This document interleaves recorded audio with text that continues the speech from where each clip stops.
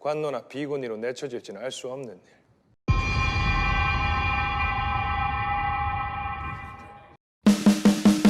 Halo semeton semuanya, dimanapun kalian berada, apa kabarnya?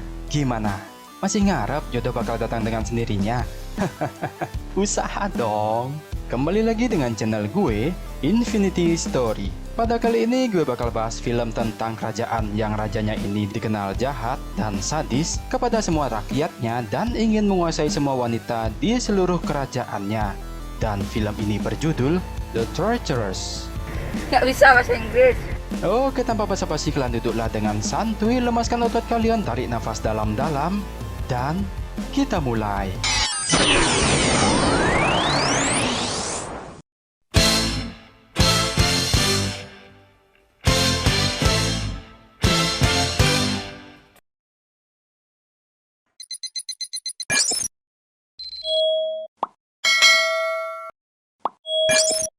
Film diawali dengan memperlihatkan raja yang telah berkuasa selama 10 tahun bernama Yeon-san, di mana dia menerima pakaian penuh darah dari kedua menteri kerajaannya yang bernama Im Song-jae dan Im Sa-hong.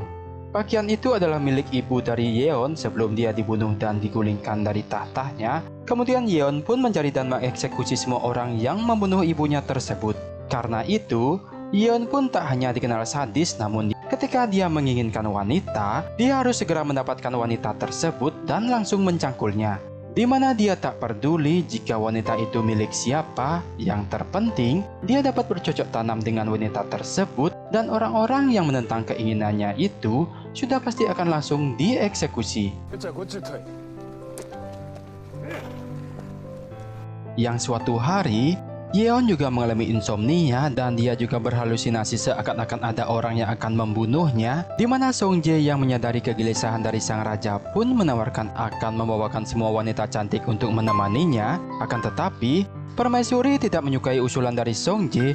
Kemudian terjadilah persaingan antara Song-jae dan Permaisuri untuk mendapatkan perhatian dari raja. Tapi raja yang menyukai usulan tersebut kemudian memerintahkan semua menterinya untuk mengumpulkan wanita cantik ke hadapannya agar menjadikannya permaisuri yang baru. Di mana raja pun memilih Seong-jae dan ayahnya untuk menjadi pemimpin dari tugas tersebut. Di sisi lain, permaisuri sudah menunjuk wanita cantik untuk mengikuti sayembara tersebut dan wanita tersebut bernama Seol-jung. Seol sendiri dikatakan adalah wanita penghibur nomor 1 di daerahnya. Wow! Dan esok pagi pun tiba. Song-jae dan ayahnya mulai menjalankan perintah dari sang raja. Mereka pun mencari wanita-wanita ke penjuru daerah, di mana mereka tak hanya mencari wanita single saja, namun juga menjemput paksa wanita yang bersuami. Dan bahkan ada banyak yang menjual anak gadisnya pada para menteri. Oh, buset dah.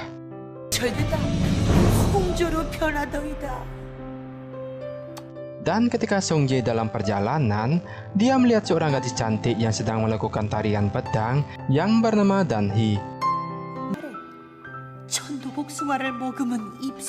Di mana Song-jae yang penasaran dengan Dan-hee kemudian mengikutinya pulang, tapi tiba-tiba dia dihadang oleh orang-orang yang tidak suka melihatnya karena memburu para wanita untuk sang raja.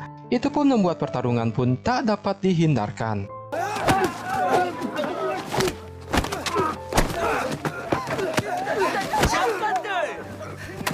Song-jae yang kalah jumlah pun pingsan setelah terkena banyak combo ulti dari orang-orang tersebut.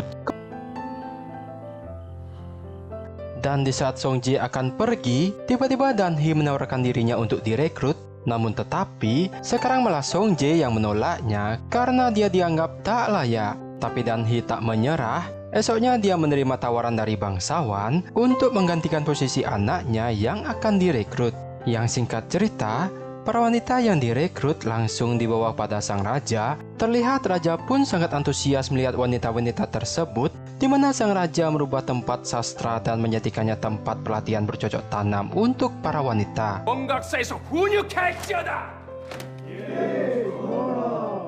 Sedangkan di tempat lain, para menteri dan penjabat sedang merapat paripurna, di mana mereka membahas tentang kegilaan sang raja dan ingin melakukan pemberontakan. Kembali ke istana, kini pelatihan para wanita itu pun digelar. Mereka dilatih langsung oleh permaisuri dan menteri. tentang bagaimana dan apa saja yang disukai oleh raja. Namun beda dengan Dan-hee yang dilatih khusus oleh Song-jae dan si Seol dilatih private oleh permaisuri langsung. Dan saat seleksi dimulai, satu persatu wanita itu pun gugur hingga menyisakan Seol dan Dan-hee. Iyalah, sudah dilatih langsung gitu loh. Namun akan tetapi, Song-jae yang melatih Dan-hee sedikit demi sedikit akhirnya telah memiliki perasaan cinta kepada Dan-hee. Dan di sini kita diperlihatkan asal-usul siapa itu Dan-hee, yang ternyata Dan-hee ini adalah seorang putri dari bangsawan yang bernama Kim. Kim adalah menteri dari raja sebelumnya dan mereka dibunuh karena dituduh pengkhianat. Yang terlihat juga, Song-jae sudah mencintai Dan-hee saat mereka masih remaja. Sudah kudu. Beberapa hari kemudian, para kandidat wanita diperintahkan untuk menari di depan raja, di mana Seol yang tampil pertama memperlihatkan tarian erotis, sedangkan Dan-hee melakukan tarian pedang. Namun acara itu terhenti karena ada sehingga dialah yang tergores anak panah tersebut, yang ternyata itu adalah ulah dari ayahnya Song-jae, di mana dia tahu jika Dan-hee adalah putri dari pengkhianat dan tak ingin raja mengetahuinya, karena itulah dia ingin membunuhnya. Setelah insiden penembakan tersebut, Song-jae pun memanfaatkan keadaan itu dengan memfitnah beberapa menteri yang dia tidak sukai, dan raja yang sudah dalam pengaruh Song-jae, dia pun percaya pada ucapannya. Kemudian raja pun memerintahkan untuk mengeksekusi para menteri dan orang yang dekat dengan para wanita tersebut, di mana tujuannya Song-jae adalah ingin berkuasa tanpa harus menjadi raja. Wah, ini orang licik juga ya ternyata. 여인네들 젖가슴에 피눈물이 쏟아지고 바로 얼싸안고 쏘아대는 화살마다 좌방이요 우방이요 백발의 그 모습 참으로 아름답다 못해 섬뜩하였도다. Dan setelah kekacauan itu terjadi, raja yang gak mood pun ingin menghentikan acara perekrutan tersebut. Namun satu menteri di sana menyarankan agar acara tersebut tetap dilanjutkan, di mana setelah mendengar ceramah itu, raja pun melanjutkan dengan memilih salah satu dari Dan-hee dan Seol. Di sana mereka diseleksi dengan cara pertarungan 1v1 di mid lane, dan siapa yang lebih duluan bercucuran, maka merekalah yang kalah. 겨뤄보거라.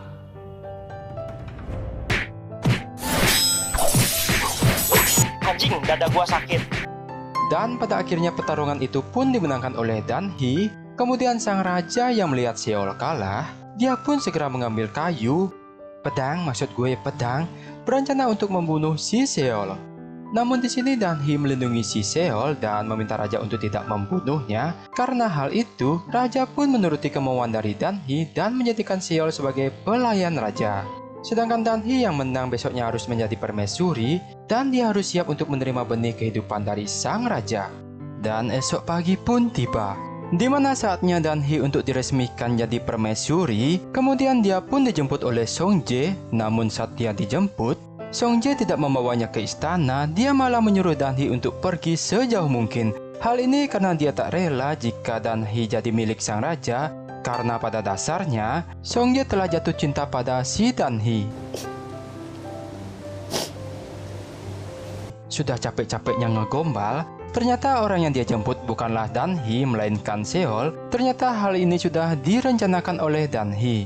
Di sisi lain, Dan-hee terlihat masuk ke kamar raja secara diam-diam. Melihat itu, raja pun menghampirinya dan langsung mengajaknya untuk berolahraga.